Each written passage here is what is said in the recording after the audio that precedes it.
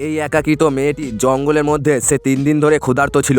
সে একটি পাথর দেখতে পায়, সেটিকে চিবাতে শুরু করে দেয়। কিন্তু হঠাৎ করে তার পিছন থেকে বিরাট এক গর্জন শোনা যায়। গর্জন শুনে বোঝাই যাচ্ছিল যে ক্ষুধার্ত একটি বাঘ তার দিকে ছুটে আসছে। কিন্তু মেয়েটি এখন খেলাধুলায় মেতে আসছে, সে টেরও পায় না যে তার পিছনে একটি বড় বাঘ দাঁড়িয়ে আছে। কিন্তু মেয়েটিকে যখন প্রথমবারের জন্য সেই বাঘটি দেখে, তখন যেন সে একবারের জন্য থমকে গিয়েছিল, সময় তাকে দাঁড় করিয়ে দিয়েছিল।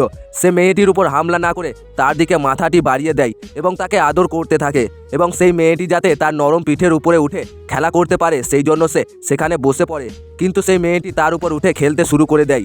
আর যখন সন্ধে হয়ে আসে, তখনই সেই বাঘটি মেয়েটিকে মুখে করে উঠিয়ে তার গুহার মধ্যে নিয়ে যেতে থাকে এবং তাকে তার পিঠের উপরেই ঘুম পাড়িয়ে দেয়। কিন্তু সেই বাঘটি যতক্ষণ গুহায় থাকতো, ততক্ষণ সে খেয়াল রাখতো সেই মেয়েটির যে তার কোনো চোট পাচ্ছে না তো। কিন্তু রাত হয়ে গেলে সেই মেয়েটি তার পিঠের উপরে নরমদায়কভাবে ঘুমাতে শুরু করে দেয়। আর মেয়েটি যখন ঘুমিয়ে যায়, তখন মধ্যরাত, তখনই সেই বাঘটি সে চুপচুপ করে নিঃশব্দভাবে সে শিকার করতে চলে যায়। আর একদিন যখন সে শিকার করতে গিয়েছিল, তখনই হঠাৎ করে সে মানুষের লাইটের ছটা দেখতে পায়। সেটি মানুষের ছটা দেখে সে অবাক হয়ে যায় এবং সেই মেয়েটির কথা ভাবতে শুরু করে দেয়।